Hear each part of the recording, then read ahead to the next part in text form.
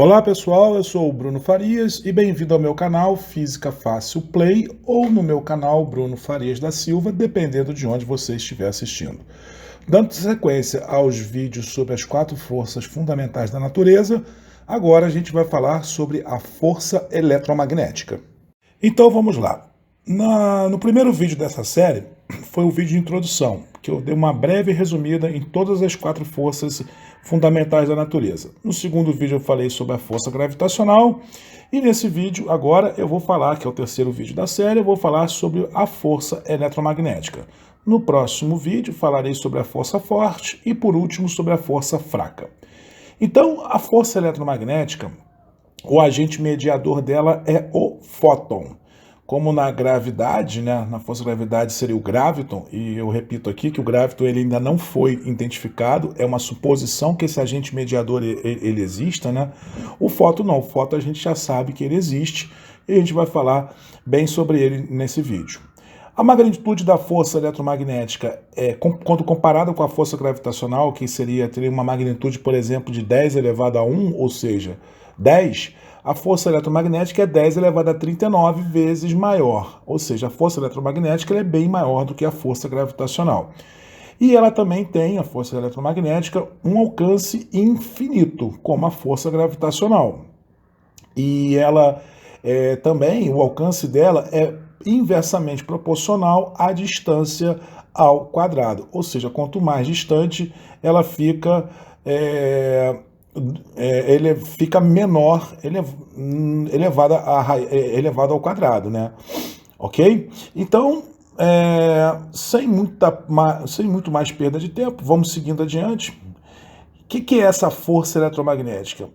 Ela é uma interação física que ocorre entre partículas carregadas eletricamente, certo?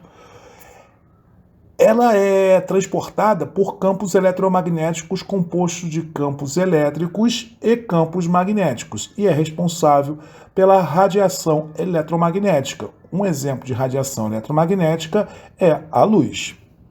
Nessa animação que vocês estão vendo agora na tela aí, no lado esquerdo, vocês estão vendo uma onda mecânica na parte de cima. Repara que a onda mecânica ela se propaga numa única direção. Imagina você, o que é uma onda mecânica? Por exemplo, quando eu amarro uma corda, né, numa ponta e na outra, eu faço um movimento de baixo para cima ou de cima para baixo, ela vai dar, a onda ela vai percorrer, né? A onda vai percorrer a corda, né? Todo mundo já brincou disso quando era criança. E também um exemplo da própria uma onda do mar, né? Ela se propaga apenas numa única direção. Embaixo, a gente já tem a propagação, por exemplo, das ondas de luz.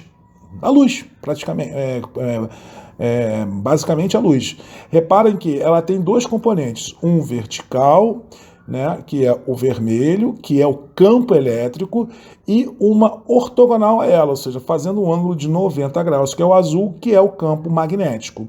Por isso que ondas eletromagnéticas, elas são composta de campos elétricos e magnéticos, que é a força eletromagnética. Então, a gente tem uma propagação num sentido vertical e outra no sentido horizontal.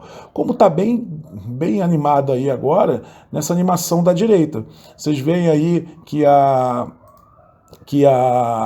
componente vertical, que é a elétrica, ela aumenta, diminui, né, como numa função senoidal, o mesmo também para o campo magnético, que é indicado por esse vetor B aí de cor vermelha. A onda elétrica é esse azul, né, indicado aí com a letra E, do campo elétrico, oscilando essas ondas, né, tanto a magnética quanto a elétrica, em ângulos de 90 graus. Então, toda a radiação eletromagnética, e a luz é um bom exemplo disso, como o raio-x, o raio gama, as ondas de rádio, as micro-ondas, a gente vai ver um pouquinho isso mais detalhado lá na frente, eles oscilam, se propagam, né, conforme essa onda aí que vocês estão vendo nessa animação da direita, com campos elétricos e magnéticos num ângulo de 90 graus. Uma outra coisa que acontece com as ondas eletromagnéticas é que entre os núcleos atômicos, seus elétrons orbitais, isso faz com que se mantenham os átomos unidos. Vamos ver numa animação como é que isso funciona, né? Como é que a atração eletromagnética entre os núcleos dos átomos e seus elétrons nos orbitais, né, mantém os átomos unidos. Vamos botar aqui agora uma animaçãozinha para isso. Tá aí. Então, quando você tem aí o núcleo atômico, né, ele é composto pelos prótons, que tem uma carga positiva, e pelos nêutrons, que tem uma carga nula, né? O nêutron ele não tem carga, né? Então os prótons aí, representado por essa corzinha verde, tem uma carga positiva, e você tem os nêutrons, que são os azuisinhos, compor o núcleo, que não tem carga. Eles têm uma carga nula.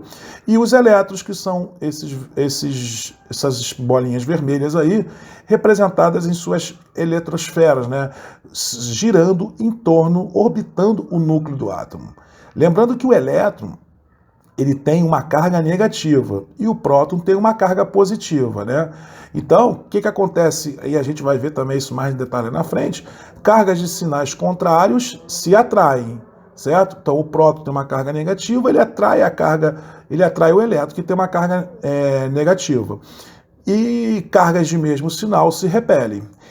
Esse modelo atômico é o modelo de Bohr, no qual os elétrons eles orbitam ao redor do núcleo atômico de um modo muito semelhante que faz lembrar a órbita dos planetas em torno de suas estrelas, né? No caso, aqui do Sistema Solar, a órbita de Mercúrio, Vênus, Terra, Marte, Júpiter, Saturno, Urano, Netuno, e lá para frente, os planetas, lá para trás, no caso, os planetas anões, como Plutão, Eris, Makemake, Haumea, todos eles orbitando o Sol. É uma comparação, tá? Não é bem assim que funciona, mas para efeito prático, seria mais ou menos isso, né? No caso dos planetas orbitando o Sol, ou os exoplanetas, né, orbitando as suas estrelas hospedeiras, o que faz essa órbita, os planetas girarem em torno de suas estrelas, é a força gravitacional. Aqui no interior do átomo, o que faz esses elétrons girarem em torno do núcleo, e o núcleo aqui seria como se fossem as estrelas, né, e os elétrons, os planetas, é basicamente a força eletromagnética de atração do próton, que tem carga positiva, com o elétron, que tem uma carga negativa.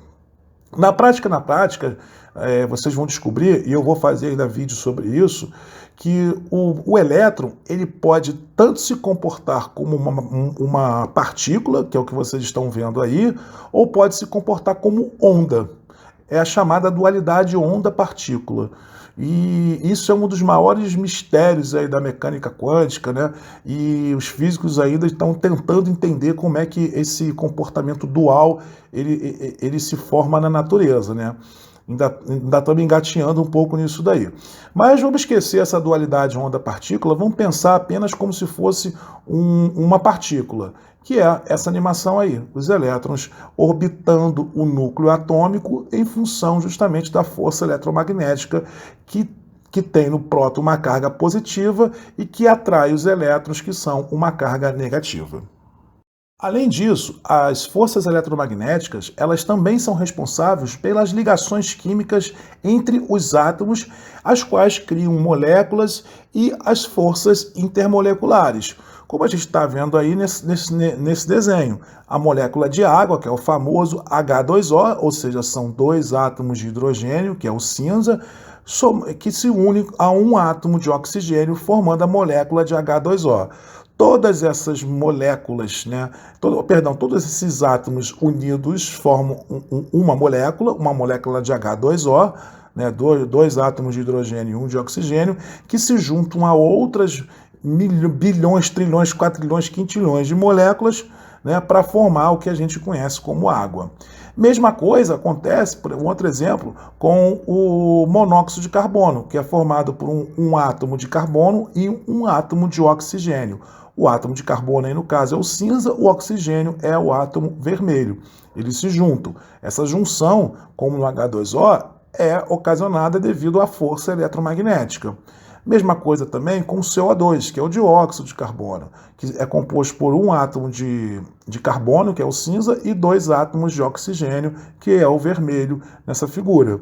Então, todas essas ligações químicas aí, entre átomos, para criar essas moléculas, é regida pela força eletromagnética. E aí é como eu falei no slide anterior, né? A força eletromagnética, ela governa todos os processos químicos que surgem das interações entre os elétrons de átomos vizinhos, para formar a substância, no caso, né? Existem inúmeras descrições matemáticas para explicar o que é o campo eletromagnético, que é aquele campo que a gente viu naquela animação anterior que eu vou recolocar aqui na tela, né? Então você tem lá o campo elétrico, que é o azul, né, no sentido vertical, né, oscilando numa senoide, e o campo magnético, que é o vermelho, no sentido horizontal, oscilando também numa senoide horizontal. Então existem diversas descrições matemáticas, mas a descrição mais proeminente, a mais aceita e a mais utilizada hoje são as equações de Maxwell, que descreve os campos elétricos e magnéticos, são gerados e alterados uns pelos outros e por cargas e correntes. Eu não vou detalhar aqui as equações de Maxwell, porque elas de fato são um pouco complicadas e não é o escopo desse vídeo a gente detalhar. Lá quando eu falei de força gravitacional, eu detalhei a equação da força gravitacional, que é uma equação mais simples, mais fácil. As equações de Maxwell, elas são razoavelmente complicadas e requerem um nível muito avançado na física, né? Principalmente a física de ensino superior, é preciso a compreensão de cálculo, né, de cálculo diferencial integral, para entender as equações de Maxwell. Mas acreditem, as equações do Maxwell, que é um físico, Karl Maxwell, né, ele descreve perfeitamente como funciona, como é que interage esse campo elétrico com o campo magnético para formar a força eletromagnética. Tá? No passado, eletricidade e magnetismo eram considerados duas forças separadas. Então, lá, muito tempo atrás, ninguém sabia que eles eram uma força que se formava em conjunto, né? Como a gente hoje trata hoje, a força eletromagnética. E aí, em abril de 1820, esse cidadão aí, o Hans Christian Ørsted, por esse nome aí vocês imaginam que ele é um cidadão nórdico, né? Observou que uma corrente elétrica em um fio causou o movimento de uma agulha de uma bússola que estava próxima. No momento da descoberta, o Ørsted ele não sugeriu nenhuma explicação satisfatória para o fenômeno, nem tentou representar o fenômeno em uma estrutura matemática. Ou seja, ele simplesmente aproximou uma agulha num fio onde passava uma corrente elétrica, uma bússola, né? Num fio onde passava uma corrente elétrica, e ele descobriu que essa corrente elétrica fazia com que a agulha da bússola girasse, tá? E, infelizmente, na época, ele não tentou representar esse fenômeno de forma estruturada matematicamente. Mas, 3 meses depois que ele percebeu esse fenômeno, ele iniciou algumas investigações mais intensas. Logo depois disso, ele publicou sua descoberta provando que uma corrente elétrica ela produz um campo magnético à medida que flui através de um fio. Ou seja, o Hans Christian Ørsted, esse cara aí, ele foi a primeira pessoa a dizer que a unificar, né? Ou seja, onde tem campo elétrico, vai gerar um campo magnético. E ele não sabia, vice-versa também acontece. Onde tem um campo magnético, gera-se um campo elétrico. Então foi dado o primeiro passo para a unificação da força elétrica com a força magnética, formando a força que a gente hoje conhece como força eletromagnética. Depois disso, surgiram várias pessoas, até antes dele mesmo, né, que já estavam estudando as interações elétricas e magnéticas. E eu vou colocar aqui alguns que se destacaram, que escreveram seu nome na pedra, né? Um deles foi o André-Marie Ampère, que era um francês. E o Ampère, ele descreveu a corrente elétrica, tanto que a corrente elétrica hoje, a unidade é 1 ampere. Corrente elétrica nada mais é que o movimento dos elétrons que gera a corrente elétrica. Como foi ele que descobriu, a unidade foi batizada em nome dele. Então, foi batizada em homenagem a ele. Então, toda a corrente elétrica ela é definida como 1 ampere. Então, uma corrente elétrica de 1 ampere, 2 ampere, 30 ampere. Isso é muito... A gente já está acostumado com isso. O fusível do seu carro lá, ele tem lá o limite que ele suporta, né, a corrente elétrica. Então, pode ser variar aí de 1, 2, 3, 4, 5, enfim, até onde que der. O Charles Augustus de Coulomb, ele, se eu não me engano, ele era inglês, né? Ele estudou a carga elétrica. Tanto que a carga elétrica hoje, ela a unidade de carga elétrica é em homenagem também ao nome dele, a Coulomb, né? E o que é a carga elétrica? Nada mais é do que a propriedade física da matéria que faz com que ela experimente uma força quando colocada em um campo eletromagnético. Ela pode ser uma carga positiva ou uma carga negativa, como, por exemplo, no caso dos prótons, que tem uma carga positiva, e o elétron, que tem uma carga negativa. Depois a gente vai conhecer aí o Michael Faraday. O Faraday, ele também teve uma unidade de capacitância, no caso, que foi dada em homenagem a ele. Então, a unidade de capacitância é o Faraday. E a capacitância nada mais é que a razão entre a quantidade de carga elétrica armazenada em um condutor e a diferença do potencial elétrico, que a gente vai ver daqui a pouco o que é o potencial elétrico, tá? O Joseph Henry, ele estudou a indutância. Então, a unidade de indutância é o Henry. E indutância é a tendência de um condutor elétrico se opor a uma mudança na corrente elétrica que flui por ele, tá? A gente também tem o Ohms, né? George Simon Ohms, provavelmente em inglês. Ele é o responsável por identificar a resistência elétrica, tá? E a unidade de resistência hoje é o Ohm, né? Em homenagem ao George Simon Ohm.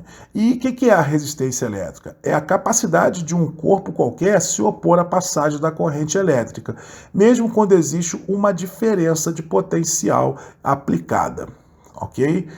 Bom, a gente também tem o Werner von Siemens, e a unidade de condutância é em homenagem a ele, por isso que se chama Siemens, e condutância é o inverso da resistência elétrica, que a gente acabou de falar, ou seja, é a capacidade de um corpo qualquer facilitar a passagem de uma corrente elétrica. E aí a gente tem essa fera, para mim, um dos maiores físicos aí, Nikola Tesla, junto com Newton, junto com Albert Einstein, Max Planck, né? Inclusive tem até um episódio que um repórter da New York Times, uma vez lá na década de 20, 30, 1920, 1930, não sei exatamente quando, perguntou pro Einstein assim, como é que a mente mais brilhante e mais inteligente da Terra se sente nesse momento? E o Einstein respondeu, não, você não tem que perguntar isso para mim, pergunta isso ao Nikola Tesla. Esse cara foi muito fera, muito, muito, muito fera. E o Tesla, dentre inúmeros estudos, se dedicou muito ao estudo da força eletromagnética, da eletricidade, do magnetismo, enfim. Ele tem uma unidade que é a densidade de fluxo eletromagnético, cuja unidade é em homenagem a ele. A unidade chama-se Tesla. E essa densidade de fluxo magnético também pode ser chamada de indução magnética, é a medida da concentração do fluxo magnético em um material. E aí, finalmente, a gente vai falar do Volta, né, do Alessandro Volta. E ele estudou e definiu o potencial elétrico, e a unidade é homenagem a ele, chama-se Volt. Como a gente já falou anteriormente, potencial elétrico, né? O que é o potencial elétrico? É a capacidade que um corpo energizado tem de realizar trabalho, ou seja, atrair ou repelir outras cargas elétricas. O James Watt, ele estudou a potência elétrica, né? Por isso que a unidade de potência hoje chama-se Watt. Ele não só estudou a potência elétrica, tá? ele estuda a potência mecânica também. E a gente acaba colocando ela também como um potencial elétrico. E o que é a potência, né? É uma grandeza física que mede a quantidade de trabalho realizado em um determinado intervalo de tempo. Ou seja, é a taxa de variação da energia que ocorre de forma análoga aqui, no caso, à potência mecânica. Então existe lá a potência mecânica, que a gente vai estudar também em outros vídeos aí lá para frente, quando eu falar sobre mecânica, e também tem a potência elétrica, que segue o mesmo conceito definido por James Watt. E aí, finalmente, o Wilhelm Weber, ele estudou e definiu o fluxo magnético, e a unidade é homenagem a ele. O fluxo magnético tem uma unidade chamada Weber. E o que é o fluxo magnético? É análogo ao fluxo elétrico, é a mesma coisa. É o fluxo que atravessa uma superfície plana colocada num campo magnético uniforme ao produto da área da superfície pelo módulo do campo. Pessoal, eu não vou entrar em detalhes aqui de equações, de soluções, de explicações mais detalhadas sobre corrente elétrica, sobre carga elétrica, sobre capacitância, indutância, resistência, condutância, densidade do fluxo magnético, potencial elétrico, potência e fluxo magnético. Eu vou fazer depois um vídeo específico para explicar o que é uma dessas unidades e o que cada uma delas representa dentro do eletromagnetismo, tá? Se eu fosse explicar isso daqui, esse vídeo ia ficar realmente muito grande. Não é o objetivo do vídeo. A gente está aqui para estudar a força eletromagnética, tá legal? E aí, como já dito anteriormente, né, uma das leis, né, que se aplicam, né, que cargas elétricas elas podem ser positivas ou negativas. Isso é uma convenção, tá, gente? Ela poderia ser branca ou preta, poderia ser azul ou amarela, poderia ser carga A, carga B, mas resolveu convencionar se chamasse uma carga de positiva e outra de negativa. Então a regra é: cargas de mesmo sinal repelem-se e cargas de sinais opostos se atraem. Como vocês estão vendo na animação, eu tenho duas cargas elétricas, tanto positivas quanto negativas, muito próximas umas às outras, elas vão o quê? Elas vão repelir. Né? Quando eu tenho cargas de sinais contrários, uma positiva e outra negativa, elas vão se atrair. Que é o que eu já expliquei lá para vocês, lá no começo, que eu vou até colocar aqui novamente o vídeo, da animação do átomo, né? Como é que o átomo ele funciona? Os elétrons girando na eletrosfera em torno do núcleo. E isso só acontece porque o próton ele tem a carga positiva e ele atrai o elétron que tem uma carga negativa. Muito semelhante ao modelo astronômico, né, regido pela força gravitacional que faz os planetas girarem em torno de suas estrelas. E tudo que a gente falou aqui da força elétrica, o mesmo acontece, exatamente o mesmo com a força magnética, ou seja, com o magnetismo. Só que, diferentemente da força elétrica, né, no caso do magnetismo, os polos magnéticos, que também podem ser definidos como estados de polarização, se atraem ou se repelem de maneira semelhante às cargas positivas e negativas, e sempre existem como pares. Então, no caso do magnetismo, um polo ele se chama polo norte e o outro se chama polo sul, certo?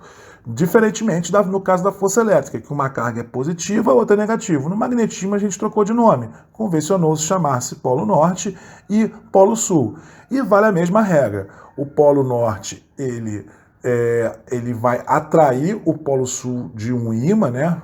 E se eu colocar o polo norte de um ímã em contato com o polo norte de um outro ímã, ele vai repelir. Se eu colocar o polo sul de um ímã em contato com o polo sul de um ímã, também vai repelir. Se eu colocar o polo norte em contato com o polo sul, ele vai se atrair. Ou seja, cargas contrárias atraem e cargas iguais, né, de mesmo sinal, né, de mesma polarização, no caso do magnetismo, né, polo sul e polo norte, elas vão atrair a mesma polarização, perdão, na mesma polarização elas vão se repelir, tá ok? Um excelente exemplo de magnetismo, né, é o campo magnético que forma na Terra. A Terra nada mais é do que um grande ímã, com o Polo Norte e Polo Sul. A gente já estudou isso em geografia, né? Agora vamos entender isso na física. Então a Terra ela tem lá um Polo Norte e um Polo Sul, como ela se de fato fosse um grande ímã. E vocês reparam que o campo magnético, né, que flui sempre do Polo Norte para o Polo Sul, né, formando esse campo magnético. Esse campo magnético que envolve a Terra, ele é fundamental para a manutenção da vida na Terra. Como vocês podem ver nessa animação à direita aí, essas partículas que vocês estão vendo são partículas de fótons, são ondas eletromagnéticas, tá? Que é o que a gente está estudando aqui, carregadas com altíssimas energias, vindas do nosso Sol, né? Então aí você vai, esses fótons que estão percorrendo o espaço, que saem do Sol, né, eles vão viajando do Sol até o nosso planeta. Então, eles têm uma altíssima energia. São ondas eletromagnéticas de raio-x, de raios gama, de raio ultravioleta e por aí vai.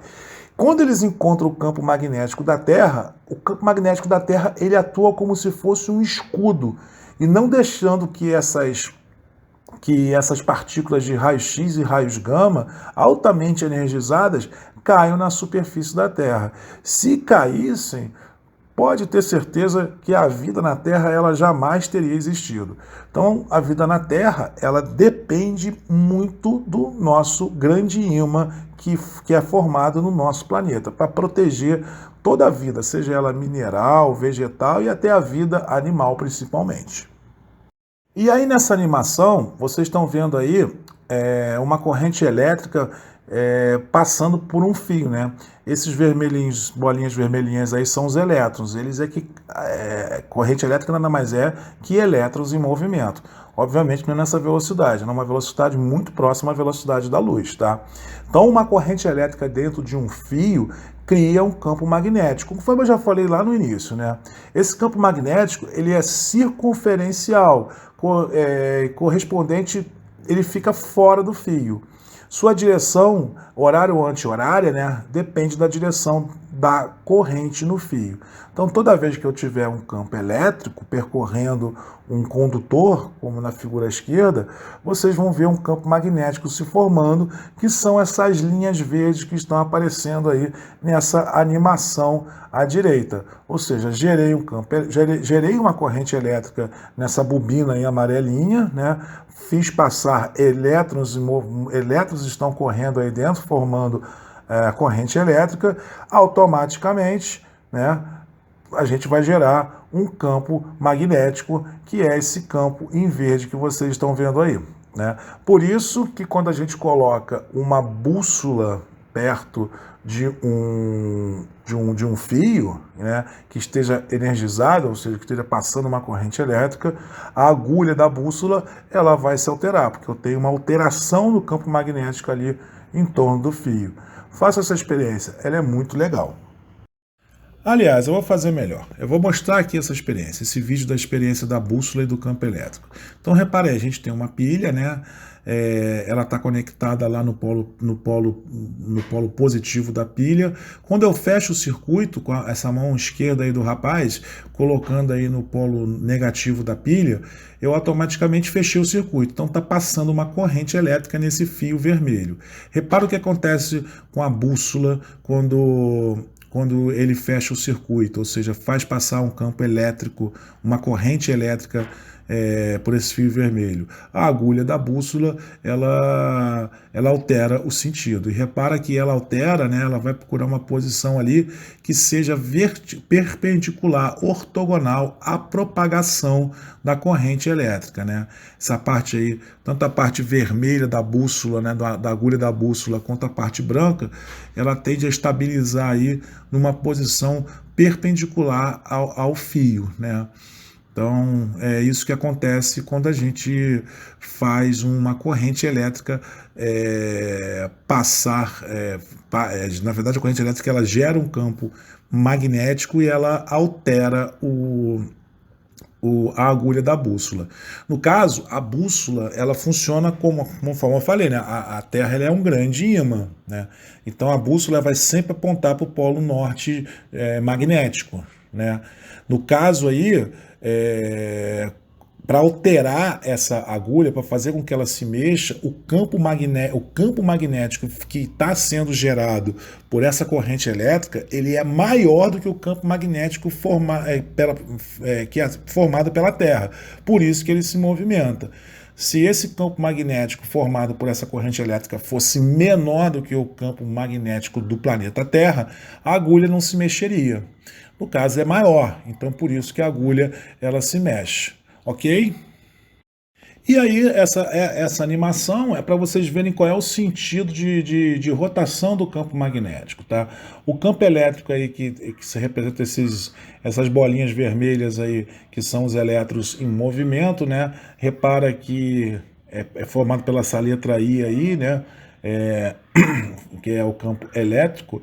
Quando você tem um sentido do campo elétrico na direita, o campo magnético ele gira no sentido anti-horário. Se eu inverter a propagação da corrente, em vez de ir da esquerda para a direita, passar a ser da direita para a esquerda, o sentido do campo magnético altera. Ele vai girar no sentido horário, tá ok? Uma outra coisa bastante interessante sobre a força eletromagnética, né, que ela por ser uma força elementar, né, ela vai gerar outras forças. Então, por exemplo, as forças de contato, que no caso é, por exemplo, uma bola em cima de uma mesa, né, uma esfera de ferro em cima de uma mesa, ela tem uma força de contato ali, que é o quê? É a força normal, que é perpendicular à superfície de contato. Isso a gente já estudou lá em mecânica clássica, né? Quando a gente estuda a dinâmica de forças, né? E a força eletromagnética, ela é a responsável por essa força de contato. Mesma coisa a força de atrito. O atrito só existe graças à força eletromagnética. E vamos ver no microscópio aqui, se a gente colocar uma lupa, um microscópio bem potente, e conseguir enxergar o nível dos elétrons, você vai ver aí que, por exemplo, essa camada de elétrons de baixo aí, que são os elétrons da camada externa da mesa, né, da madeira, que compõe a mesa. E essa camada superior de elétrons aí são os elétrons da camada externa da esfera, né? Então, o que acontece com cargas de mesmo sinal? Elas se repelem. Então, na verdade, o que acontece? A esfera, né, ela não entra para dentro da mesa, por quê? Porque existe uma repulsão elétrica dos elétrons que estão na camada mais externa da madeira da mesa com os elétrons da camada mais externa da esfera. Cargas de mesmo sinal se repelem, né? Então, por isso que a esfera ela simplesmente não entra mesa dentro. Isso acontece no dia a dia. Toda vez que você, por exemplo, encosta numa própria mesa, numa parede, quando você está andando no chão, você só não vai lá para dentro, porque é uma repulsão elétrica dos elétrons de ambos os corpos, né? Ocorre que quando a massa, no caso aí da esfera, é muito grande, né, a força gravitacional ela vai ser mais forte que a coesão dos elétrons, né, que estão ali unidos para repelir através da força eletromagnética. Então, quando a força gravitacional ela é superior à força elétrica, ela rompe a camada de elétrons e aí sim ela pode quebrar a mesa. Você pode, por exemplo, quebrar quando você passa o dedo, joga o teu dedo assim num isopor e fura o isopor, é porque a força que você está exercendo ali ela é muito maior que a repulsão eletromagnética, né? Isso é muito legal, porque poucas pessoas sabem disso, né? Que essa força de contato, né, tanto a força de atrito quanto a força normal, ela na verdade são consequências da força eletromagnética, onde os elétrons eles repelem-se mutuamente entre as camadas exteriores de cada um dos corpos que estão em contato. Falar em força eletromagnética é a mesma coisa, é impossível não falar em força eletromagnética se a gente não falar do espectro eletromagnético, é o que vocês estão vendo aí. Então, por exemplo, cada uma dessas faixas aí do espectro eletromagnético, ele tem uma frequência de onda e um dado comprimento de onda. Então, as ondas de menor frequência e de menor energia, que é essa que está marcada em vermelho à esquerda aí, são, por exemplo, as ondas de rádio, né? Essas ondas de rádio são as mesmas ondas que a gente ouve nessas rádios AM, FM e a própria televisão. Então, o espectro eletromagnético da onda de rádio ele tem essa característica. São ondas de baixa frequência e grandes comprimentos de onda. Se você não sabe o que é frequência e comprimento de onda, tem um vídeo aqui que eu estou fazendo que eu vou explicar isso mais no detalhe, certo? Depois, à medida que a gente vai indo para a direita, a frequência vai aumentando da onda, né? E o comprimento da onda vai diminuindo. Então, por exemplo, a gente tem as micro-ondas, que aparecem, por exemplo, no nosso telefone celular, no radar, nos telefones sem fios, no forno de micro-ondas, como o próprio nome diz. Então, as ondas de micro-ondas, elas pertencem ao espectro eletromagnético, são consequências da força eletromagnética e, como as ondas de rádio, todas as ondas que a gente vai ver aqui respeitam a lei do eletromagnética, que é o deslocamento do campo eletromagnético, né? Que é a onda elétrica num sentido, por exemplo, vertical, e a onda magnética perpendicular no sentido horizontal, né? Como vocês podem ver novamente nessa animação que eu estou colocando aqui na tela, tá certo? Seguindo aí com o espectro eletromagnético, depois a gente tem o infravermelho, tá? Que aí já tem uma frequência um pouco maior e um comprimento de onda um pouco menor, né? Então, por exemplo, um bom exemplo de infravermelho está no nosso controle remoto, da nossa televisão, do nosso aparelho de TV a cabo, enfim, de quase todos os controles remotos que a gente opera no nosso dia a dia, que a gente usa no nosso dia a dia. Então, aquele aparelho ele emite uma onda eletromagnética na frequência do infravermelho, né? A gente não consegue enxergar, porque a gente não enxerga uma onda de rádio, você não vê as ondas de rádio se deslocando aqui na Terra, no céu, né? Você não vê uma onda de micro-ondas, você também não vê a luz que sai, a onda eletromagnética do infravermelho, né? A gente vai ver o quê? Simplesmente essa faixa aí pequenininha do espectro eletromagnético, que é a luz visível. Isso que a gente enxerga. Então ela é composta basicamente aí por 7 cores, que é o vermelho, o laranja, o amarelo, o verde, o azul e o lilás. Então, essa aí é o espectro eletromagnético da luz visível. É isso que nós enxergamos, tá?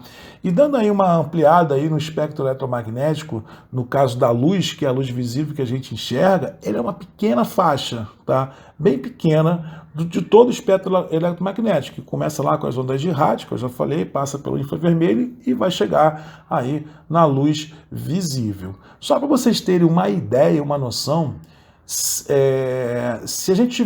o espectro eletromagnético, todo ele, né, que vai lá desde as ondas de rádio até os raios, até as mais altas frequências de raio gama, isso se fosse colocado numa estrada de 350 quilômetros, o espectro visível, ou seja, a luz, que é o que nós enxergamos, ele cobriria apenas 1 centímetro dessa estrada. Ou seja, a gente enxerga muito pouco de todo o espectro eletromagnético, que é composto por outros tipos de frequência, como eu já falei, as ondas de rádio, micro-ondas, infravermelho, como também o ultravioleta. Todo o espectro eletromagnético na frequência do ultravioleta, ele está acima da cor violeta. Então, a gente também não consegue enxergar ele. Mas ele tem uma energia bem mais alta que as ondas anteriores, né, que os espectros eletromagnéticos anteriores, da luz visível, do infravermelho, do micro-ondas e das ondas de rádio. E aí a gente já começa a chegar em espectros eletromagnéticos, né, de comprimentos de onda muito pequenininhos e com uma alta frequência e uma altíssima energia, que já começa a ser muito danosos para o nosso organismo, para a nossa saúde, que é o caso dos raios-x. Né? E também, que a gente também usa para poder enxergar lá os órgãos, os ossos internos. Né? E também, os mais energéticos, né, de todos são os raios gamas, que são usados na medicina nuclear para ali você matar uma célula cancerígena. Sabendo usar, bem usado, isso não causa problema na gente, tá? Fontes de raio-x e raios gama, estrelas são fontes de raio-x, de raio gama, pulsares, buracos negros, né? São ondas do espectro eletromagnético que carregam uma grande quantidade de energia e uma elevadíssima frequência, tá? Então, basicamente, esse é o espectro eletromagnético, que é a consequência da força eletromagnética. Eu só quero deixar aqui claro uma coisa. A gente, repetir, tá? A gente enxerga uma faixa muito pequena, mas muito, muito pequena. Como eu dei naquele exemplo ali, que eu vou voltar ele aqui novamente. Se todo o espectro eletromagnético, desde das mais baixas frequências de ondas de rádio até as mais altas frequências das ondas de raio gama, né, fosse o tamanho de uma estrada de 350 km, o espectro de luz que a gente enxerga, né, a faixa de luz, o espectro eletromagnético que é visível, no nosso caso, que é a luz, ele cobriria apenas 1 centímetro dessa estrada, certo? Bom, falar de força eletromagnética é obrigatório se falar no mediador dela, que é o fóton. Tá? Então, o que é o fóton? Ele é uma partícula elementar. O que é uma partícula elementar? É uma partícula subatômica que não é composta de nenhuma outra partícula. Tá? Então, ela é base do... Não tem nada menor do que o fóton, vamos dizer assim. Tá? E o fóton, ele é um bóson de calibre, como vocês estão vendo aí no modelo padrão de física de partículas. Se você quiser conhecer isso um pouco melhor, assista o meu vídeo sobre força forte, que você vai entender um pouco melhor essa questão de quarks, leptons e os bósons, né? E o fóton, ele é um bóson, ele é o agente mediador da força eletromagnética. Como o gluon, ele é o agente mediador da força forte. Os bósons Z e W, eles são os agentes mediadores da força fraca. E tem um gravito, que eu já falei que a gente não sabe se ele existe, que teoricamente ele seria o agente mediador da força gravitacional. Tá? O fóton, ele é considerado o quantum do campo eletromagnético. E o que é o quantum? É o que vocês estão vendo aí. É a quantidade mínima de qualquer entidade física envolvida em uma interação. Né? E repetindo, o campo eletromagnético, ele é todo aquele que a gente já viu no espectro eletromagnético, que vão desde as ondas de rádio, micro-ondas, infravermelho, luz visível, ultravioleta, o raio-x e o raio gama. Então o fóton, ele está presente em todos esses espectros aí de ondas, né? Seja de rádio, micro-ondas, infravermelho, e por aí vai até o raio gama. E ele, o fóton, ele é o portador da força eletromagnética. A força eletromagnética só existe porque o fóton existe. Se não existisse fóton, não existiria força eletromagnética. Então ela é a partícula mensageira que dá origem à força eletromagnética. O fóton, ele não tem massa. Ele também não tem carga. Ele é que nem um nêutron. A carga dele é nula. E ele sempre se move na velocidade da luz, que é isso que vocês estão vendo aí, 299.792.458 metros por segundo. Os fótons, eles são melhores explicados pela mecânica quântica. Eu não vou entrar aqui em muito detalhes sobre o fóton, porque senão daria um vídeo gigantesco. Mas eu vou fazer vários vídeos lá na frente sobre mecânica quântica e vocês vão poder entender um pouco melhor o que é essa partícula, esse bóson, né? Essa partícula fundamental, esse bóson que é o fóton. Tá? O fóton, ele também, como os elétrons, ele também exibe a dualidade onda-partícula, ou seja, uma hora ele se comporta como uma onda, né? Outra hora ele se comporta como uma partícula. Também não vou entrar em detalhes nisso daqui agora. E os fótons, eles são emitidos em muitos processos naturais. Exemplo, durante uma transição de um elétron entre orbitais atômicos para um nível de energia inferior. Toda vez que acontece isso, emite-se um fóton. Vamos ver uma animaçãozinha para a gente ver como é que isso funciona. Então, vocês estão vendo essa bolinha azul aí que representa o núcleo do átomo. E essa bolinha vermelha é o elétron, ok? O elétron, a gente já viu, ele gira em torno do núcleo, né? Ele orbita o núcleo e ele vai sofrer um fenômeno chamado salto quântico. Ou seja, o elétron ele vai saltar de uma órbita para outra, tá?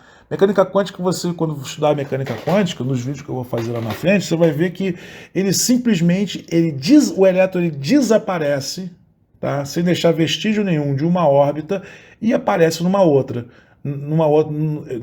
órbita mais baixa, né? Uma órbita de menor energia, né? Que é o caso aí do exemplo. Né? Então, toda vez que ele faz esse salto quântico, ou seja, ele salta de uma órbita mais energética para uma órbita menos energética, ou seja, ele vai da parte externa para mais próximo do núcleo, isso se chama salto quântico. E esse salto, ele simplesmente desaparece de uma órbita e aparece na outra. Isso é explicado também um pouco pela dualidade onda-partícula.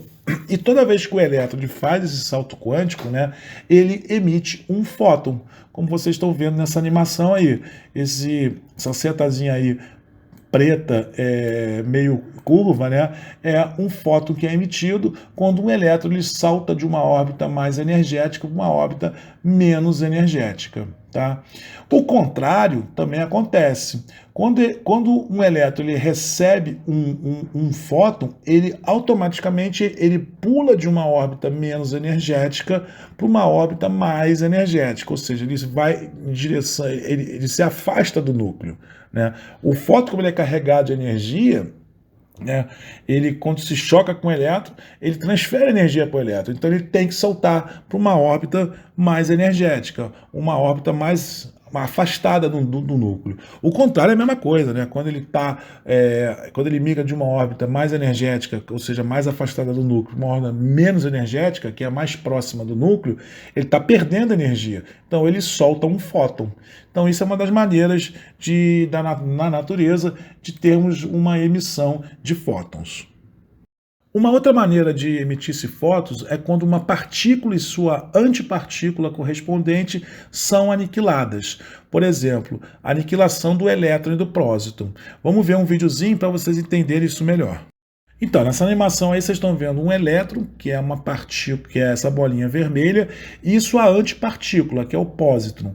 Só para ficar claro, a antipartícula é exatamente igual à partícula, só que com sinal invertido, sinal contrário. Então, um elétron, que a gente sabe que ele é uma carga negativa, a sua antipartícula, que é o pósitron, ele tem uma carga positiva.